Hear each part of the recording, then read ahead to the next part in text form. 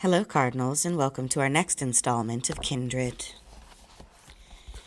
Rufus's father arrived on a flatbed wagon, carrying his familiar long rifle, an old muzzle loader, I realized. With him in the wagon was Nigel and a tall, stocky black man. Tom Whalen was tall himself, but too lean to be as impressive as this massive slave. Whalen didn't look especially vicious or depraved. Right now, he only looked annoyed. We stood up as he climbed down from the wagon and came to face us. "What happened here?" he asked suspiciously. "The boy has broken his leg," said Kevin. "Are you his father?" "Yes, and who are you?" "My name's Kevin Franklin." He glanced at me, but caught himself and didn't introduce me. "We came across the two boys right after the accident happened, and I thought we should stay with your son until you came for him." Whalen grunted and knelt to look at Rufus's leg. "Guess it's broken, all right. Wonder how much that'll cost me." The black man gave him a look of disgust that would surely have angered him if he had seen it. "What are you doing, climbing a damn tree?" Whalen demanded of Rufus. Rufus stared at him silently.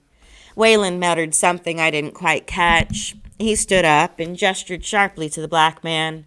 The man came forward, lifted Rufus gently, and placed him on the wagon. Rufus's face twisted in pain as he was lifted, and he cried out as he was lowered into the wagon. Kevin and I should have made a splint for that leg, I thought belatedly. I followed the black man to the wagon. Rufus grabbed my arm and held it, obviously trying not to cry. His voice was a husky whisper. "Don't go, Dana." I didn't want to go. I liked the boy, and from what I'd heard of early 19th century medicine, they were going to pour some whiskey down him and play tug-of-war with his leg, and he was going to learn brand new things about pain. If I could give him any comfort by staying with him, I wanted to stay. But I couldn't. His father had spoken a few private words with Kevin and was now climbing back up into the seat of the wagon. He was ready to leave, and Kevin and I weren't invited. That didn't say much for Whalen's hospitality. People in this time of widely scattered plantations and even more widely scattered hotels had a reputation for taking in strangers. But then a man who could look at his injured son and think of nothing about how much the doctor bill would be wasn't likely to be concerned about strangers. "Come with us," pleaded Rufus. "Daddy, let them come." Whalen glanced back, annoyed, and I tried gently to loosen Rufus's grip on me. After a moment, I realized that Whalen was looking at me, staring hard at me. Perhaps he was seeing my resemblance to Alice's mother. He couldn't have seen me clearly enough or long enough at the river to recognize me now as the woman he had once come so near to shooting. At first, I stared back, and then I looked away, remembering that I was supposed to be a slave. Slaves lowered their eyes respectfully. To stare back was insolent. Or at least, that's what my books said. "Come along and have dinner with us," Whalen told Kevin. "You may as well. Where were you going to stay the night anyway?" "Under the trees, if necessary," said Kevin. He and I climbed into the wagon beside the silent Nigel. Not much choice, as I told you. I looked at him, wondering what he had told Whalen, and then I had to catch myself as the black man prodded the horses forward. "You, girl," Whalen said to me. "What's your name?" "Dana, sir." He turned to stare at me again, and this time as though I'd said something wrong. "Where do you come from?" I glanced at Kevin, not wanting to contradict anything he had said. He gave me a slight nod, and I assumed I was free to make up my own lies. "I'm from New York." Now the look he was giving me was really ugly, and I wondered whether he'd heard a New York accent recently and found mine a poor match. Or was I saying something wrong? I hadn't said 10 words to him. What could be wrong? Whalen looked sharply at Kevin and then turned around and ignored us for the rest of the trip. We went through the woods to a road, and along the road past a field of tall golden wheat. In the field, slaves, mostly men, were working steadily, swinging scythes with attached wooden racks that caught the cut wheat in neat piles. Other slaves, mostly women, followed them, tying the wheat into bundles. None of them seemed to pay any attention to us. I looked around for a white overseer and was surprised not to see one. The Whalen house surprised me, too, when I saw it in daylight. It wasn't white. It had no columns, no porch to speak of. I was almost disappointed. It was a red brick Georgia colonial, boxy but handsome in a quiet kind of way. 2.5 stories high with dormered windows and a chimney on each end. It wasn't big or imposing enough to be called a mansion.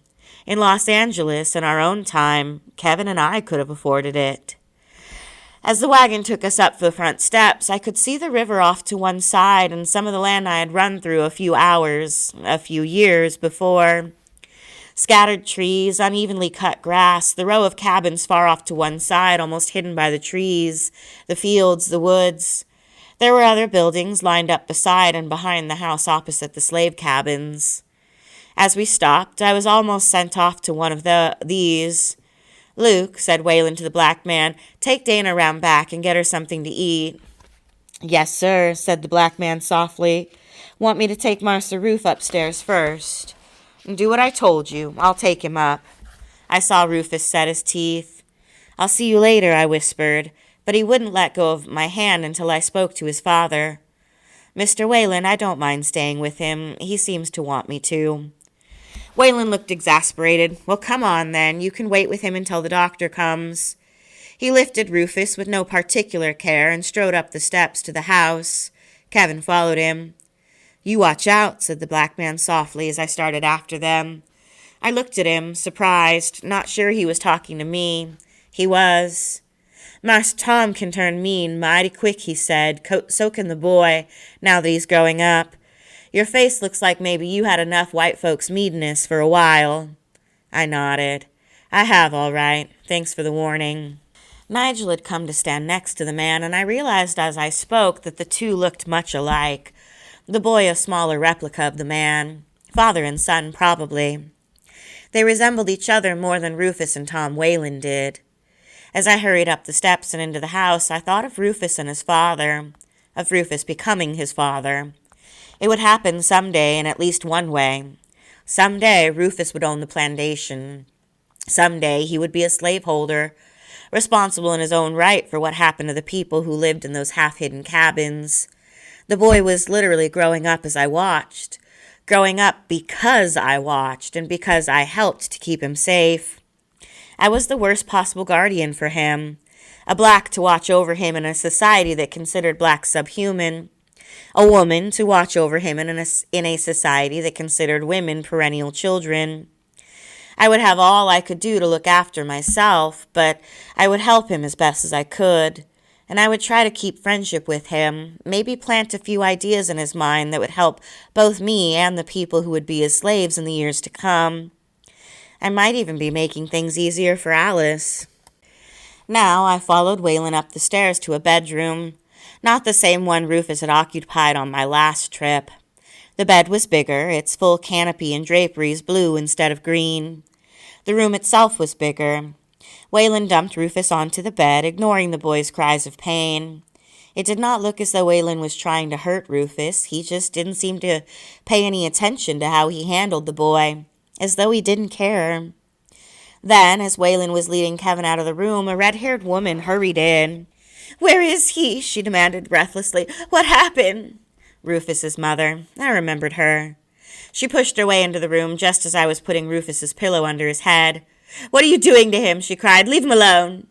She tried to pull me away from her son.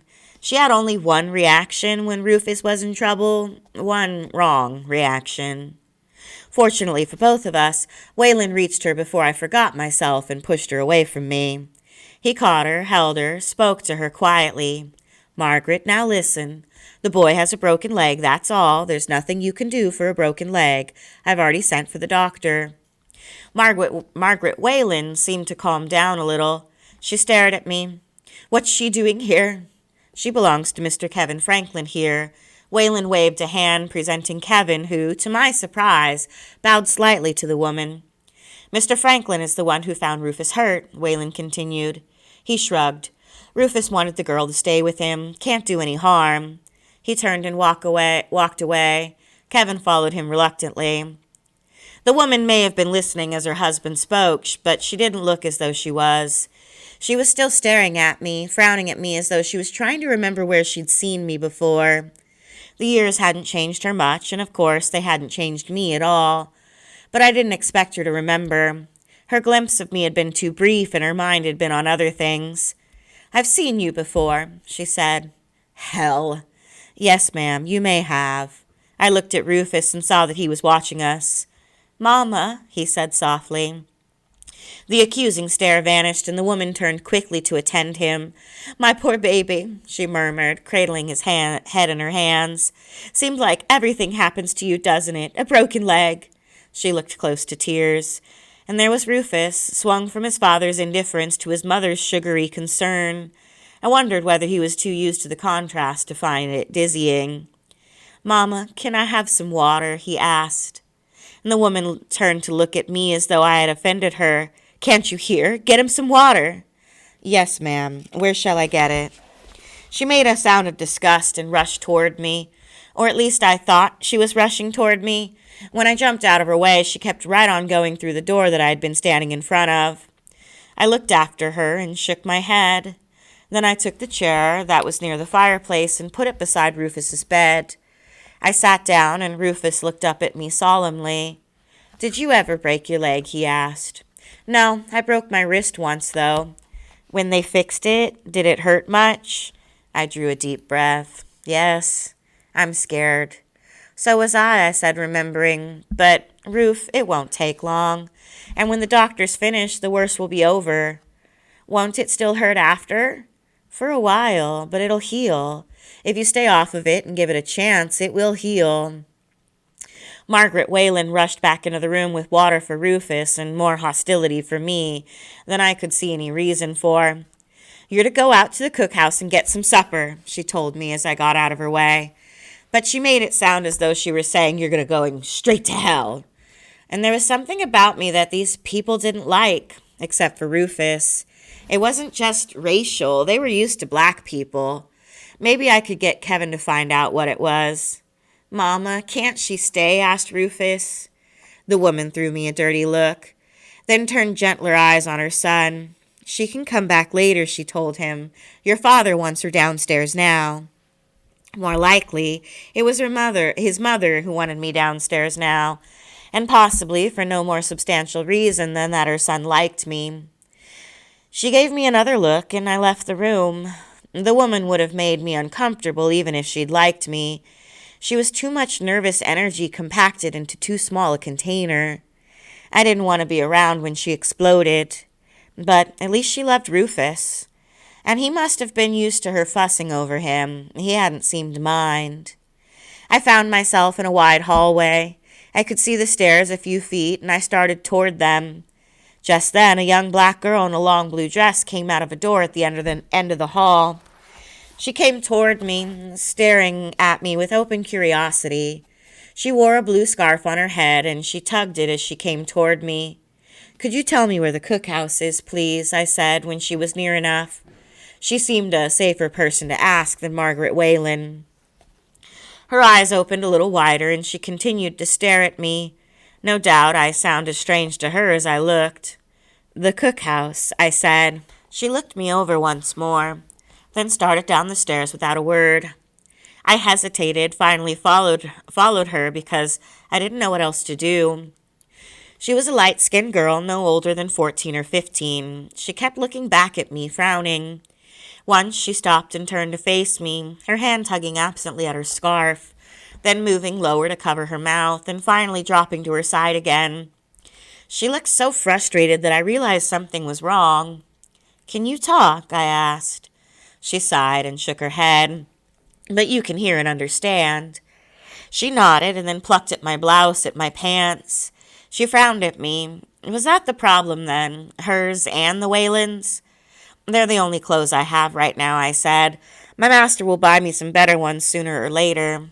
Let it be Kevin's fault that I was dressed like a man. It was probably easier for the people here to understand a master too poor or too stingy to buy me proper clothing than it would be for them to imagine a place where it was normal for women to wear pants." As though to assure me that I had said the right thing, the girl gave me a look of pity and then took my hand and led me to the cookhouse. As we went, I took more notice of the house than I had before, more notice of the downstairs hall, anyway. Its walls were a pale green, and it ran the length of the house. At the front, it was wide and bright with light from the windows beside and above the door. It was strewn with oriental rugs of different sizes. Near the front door, there was a wooden bench, a chair, and 2 small tables. Past the stairs, the hall narrowed, and at its end, there was a back door that we went through. Outside was the cookhouse, a little white-frame cottage not far behind the main house. I had read about outdoor kitchens and outdoor toilets. I hadn't been looking forward to either. Now, though, the cookhouse looked like the friendliest place I'd seen since I arrived. Luke and Nigel were inside eating from wooden bowls with what looked like wooden spoons. And there were 2 younger children, a girl and a boy, sitting on the floor eating with their fingers. I was glad to see them there because I'd read about kids their age being rounded up and fed from troughs like pigs. Not everywhere, apparently. At least not here. There was a stocky, middle-aged woman stirring a kettle that hung over the fire in the fireplace. The fireplace itself filled one whole wall. It was made of brick, and above it was a huge plank from which hung a few utensils. There were more utensils off to one side, hanging from hooks on the wall. I stared at them and realized that I didn't know the proper names of any of them. Even things as commonplace as that. I was in a different world. The cook finished stirring her kettle and turned to look at me. She was as light-skinned as my mute guide, a handsome middle-aged woman, tall and heavy-set. Her expression was grim, her mouth turned down at the corners, but her voice was soft and low. "Carrie," she said, "who's this?" My guide looked at me. "My name is Dana," I said. "My master's visiting here. Mrs. Whalen told me to come out for supper." "Mrs. Whalen," the woman frowned at me. "The red-haired woman, Rufus's mother?" I didn't quite catch myself in time to say Mr. Rufus. I didn't really see why I should have to say anything. How many Mrs. Whalens were there on the place, anyway? "Miss Margaret," said the woman, and under her breath, "Bitch." I stared at her in surprise, thinking she meant me. "Sarah!" Luke's tone was cautioning. He couldn't have heard what the cook said from where he was. Either she said it so often, or he had read her lips, but at least now I understood that it was Mrs. Whalen, Miss Margaret, who was supposed to be the bitch. The cook said nothing else. She got me a wooden bowl, filled it with something from a pot near the fire, and handed it to me with a wooden spoon. Supper was cornmeal mush. The cook saw that I was looking at it instead of eating it, and she misread my expression. "That's not enough?" she asked. "Oh, it's plenty." I held my bowl protectively, fearful she might give me more of the stuff. "Thank you." I sat down at the end of a large, heavy table across from Nigel and Luke. I saw that they were eating the same mush, though theirs had milk on it. I considered asking for milk on mine, but I didn't really think it would help. Whatever was in the kettle smelled good enough to remind me that I hadn't had breakfast, hadn't had more than a few bites of dinner the night before. I was starving, and Sarah was cooking meat, probably a stew. I took a bite of the mush and swallowed without tasting it. "We get better food later on after the white folks eat," said Luke. "We get whatever they leave." Table scraps, I thought bitterly. Someone else's leftovers. And no doubt, if I was here long enough, I would eat them and be glad to get them. They had to be better than boiled meal. I spooned the mush into my mouth, quickly fanning away several large flies. Flies. This was an era of rampant disease. I wondered how clean our leftovers would be by the time they reached us. "Say you was from New York," asked Luke. "Yes." "Free State?" "Yes," I repeated. "That's why I was brought here." The words, the questions, made me think of Alice and her mother. I looked at Luke's broad face, wondering whether it would do any harm to ask about them. But how could I admit to knowing them years ago, when I was supposed to be new here? Nigel knew I had been here before, but Sarah and Luke might not. It would be safer to wait, save my questions for Rufus. "People in New York talk like you?" asked Nigel. "Some do, not all." "Dress like you?" asked Luke. "No, I dress in what Master Kevin gives me to dress in." I wish they'd stop asking questions. I didn't want them to make me tell lies I might forget later. Best to keep my background as simple as possible. The cook came over and looked at me, at my pants. She pinched up a little of the material, feeling it. "What cloth is this?" she asked. "Polyester double knit," I thought, but I shrugged. "I don't know." She shook her head and went back to her pot. You know, I said to her back, I think I agree with you about Miss Margaret. She said nothing. The warmth I'd felt when I came into the room was turning out to be nothing more than the heat of the fire. Why you try to talk like white folks? Nigel asked me. I don't, I said, surprised. I mean, this is really the way I talk. More like white folks than some white folks. I shrugged, hunted through my mind for an acceptable explanation. My mother taught school, I said, and a teacher? I winced and nodded. Free blacks can have schools. My mother talked the way I do. She taught me. You'll get into trouble, he said. Marse Tom already don't like you. You talk too educated and you come from a free state. Why should either of those things matter to him? I don't belong to him. The boy smiled. He don't want no round here talking better than him, putting freedom ideas in our heads. Like we so dumb we need a stranger to make us think about freedom, muttered Luke. I nodded, but I hoped they were wrong. I didn't think I had said enough to Waylon for him to make that kind of judgment. I hoped he wasn't going to make that kind of judgment. I wasn't good at accents. I had deliberately decided not to try to assume one. But if that meant I was going to be in trouble every time I opened my mouth, my life here was going to be even worse than I had imagined. How can Marsa Roof see you before you get here? Nigel asked. I choked down a swallow of mush. I don't know, I said, but I wish to heaven he couldn't. I stayed in the cookhouse when I finished eating because it was near the main house and because I thought I could make it from the cookhouse into the hall if I started to feel dizzy, just in case. Wherever Kevin was in the house, he would hear me if I called from the hallway. Luke and Nigel finished their meal and went to the fireplace to say something privately to Sarah. At that moment, Carrie, the mute, slipped me a bread with a chunk of ham. I looked at it and then smiled at her gratefully. When Luke and Nigel took Sarah out of the room with them, I feasted on my shapeless sandwich. In the middle of it, I caught myself wondering about the ham, wondering how well it had been cooked. I tried to think of something else, but my mind was full of vaguely remembered horror stories of the diseases that ran wild during this time. Medicine was just a little better than witchcraft. Malaria came from bad air. Surgery was performed on struggling, wide-awake patients. Germs were question marks even in the minds of many doctors. And people casually, unknowingly ingested all kinds of poorly preserved, ill-cooked food that could make them sick or kill them. Horror stories. Except that they were true, and I was going to have to live with them for as long as I was here. Maybe I shouldn't have eaten the ham, but if I hadn't, it would be table leavings later. I'd have to take some chances. Sarah came back with Nigel and gave him a pot of peas to shell. Life went on around me as though I wasn't there. People came into the cookhouse, always black people, talked to Sarah, lounged around, ate whatever they could put their hands on until Sarah shouted at them and chased them away. I was in the middle of asking her whether there was anything I could do to help out when Rufus began to scream. 19th century medicine was apparently at work. The walls of the main house were thick, and the sound seemed to come from a long way off, thin, high-pitched screaming.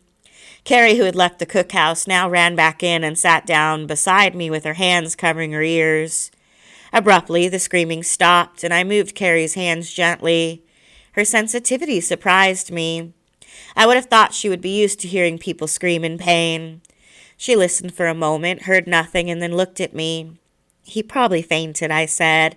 That's best. He won't feel the pain for a while. She nodded dully and went back to whatever she had been doing. She always did like him, remarked Sarah into the silence. He kept the children from bothering her when she was little. I was surprised. Isn't she a few years older than he is? Born the year before him. Children listen to him, though. He's white. Is Carrie your daughter? Sarah nodded. My fourth baby. The only one Marsa Tom let me keep. Her voice trailed away to a whisper. You mean he sold the others. Sold them. First my man died. A tree he was cutting fell on him. Then Marsa Tom took my children, all but Carrie. And bless God, Carrie ain't worth much as the others 'cause she can't talk. People think she ain't got good sense. I looked away from her. The expression in her eyes had gone from sadness. She seemed almost ready to cry to anger. Quiet, almost frightening anger. Her husband dead, 3 children sold, the 4th defective, and her having to thank God for the defect. She had reason for more than anger. How amazing that Wayland had sold her children and still kept her to cook his meals. How amazing that he was still alive.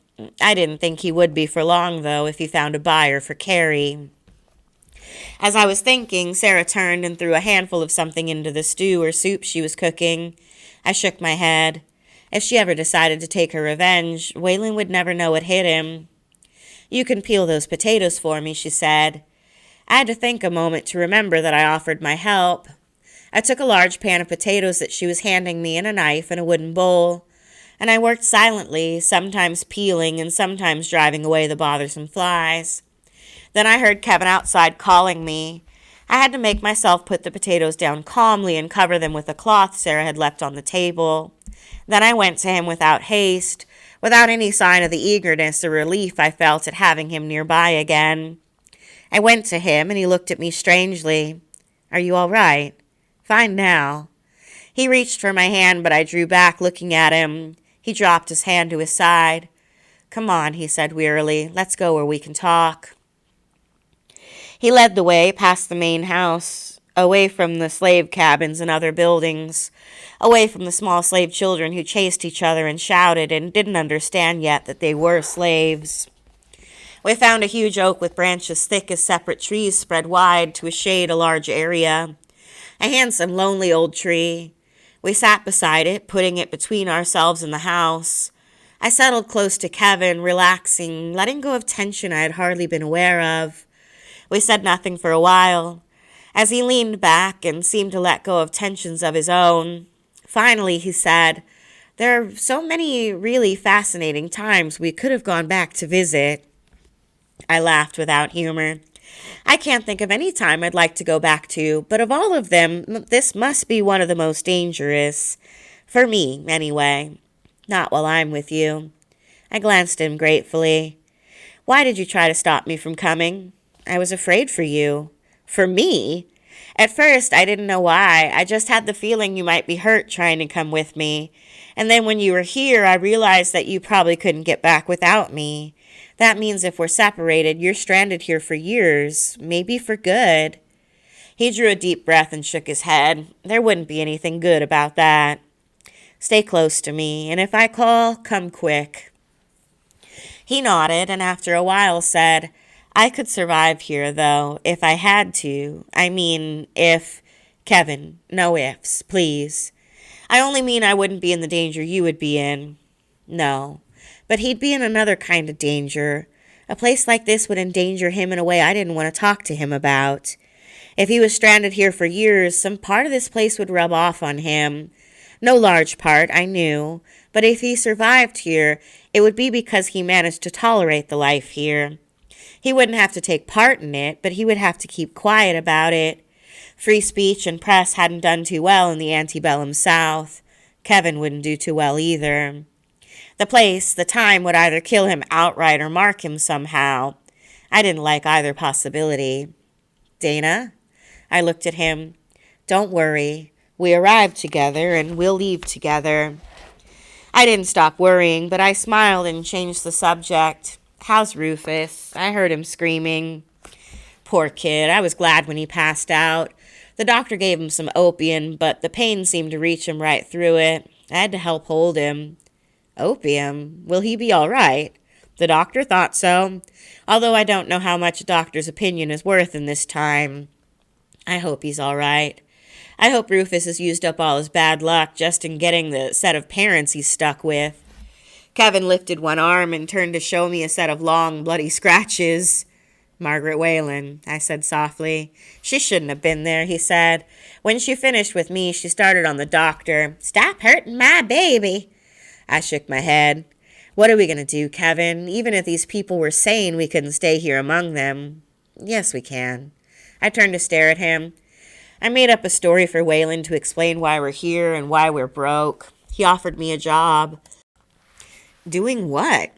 "Tutoring your little friend. Seems he doesn't read or write any better than he climbs trees. But doesn't he go to school?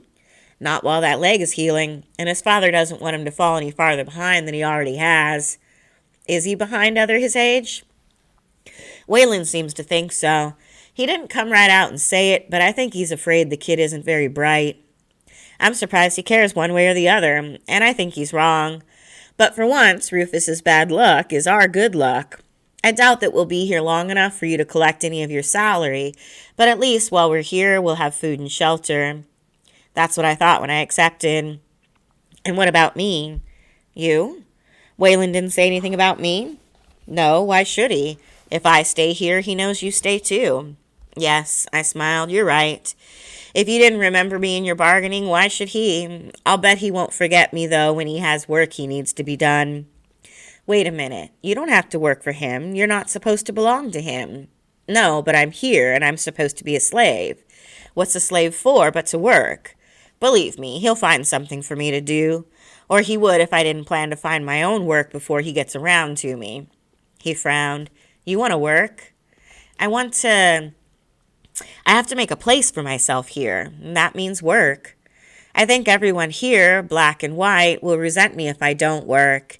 And I need friends. I need all the friends I can make here, Kevin. You may not be with me when I come here again, if I come here again. And unless that kid gets a lot more careful, you will come here again. I sighed. It looks that way. I hate to think of you working for these people. He shook his head.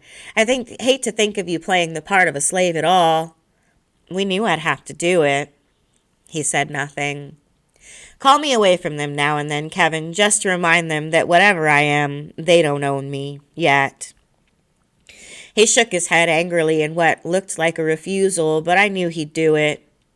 What lies did you tell Waylon about us? I asked him. The way people ask questions around here, we'd better make sure we both tell him the same story. For several seconds, he said nothing. Kevin? He took a deep breath. I'm supposed to be a writer from New York, he said finally. God help us if we meet any New Yorkers. I'm traveling through the South doing research for a book. I have no money because I drank with the wrong people a few days ago and was robbed. All I have left is you. I bought you before I was robbed because you could read and write, and I thought you could help me with my work as well as be of use otherwise. Did he believe that? It's possible that he did. He was already pretty sure you could read and write. That's one reason he seems so suspicious and mistrustful. Educated slaves aren't popular around here. I shrugged. So Nigel's been telling me. Waylon doesn't like the way you talk. I don't think he's had much education himself, and he resents you. I don't think he'll bother you. I wouldn't stay here if I did, but keep out of his way as much as you can. Gladly. I plan to fit myself into the cookhouse if I can. I'm going to tell Sarah you want me to learn how to cook for you. He gave a short laugh. I'd better tell you the rest of the story I told Waylon. If Sarah hears it all, she might teach you how to put a little poison in my food. I think I jumped. Waylon was warning me that it was dangerous to keep a slave like you, educated, maybe kidnapped from a free state, as far north as this. He said I ought to sell you to some trader heading for Georgia or Louisiana before you run away, and I lost my investment.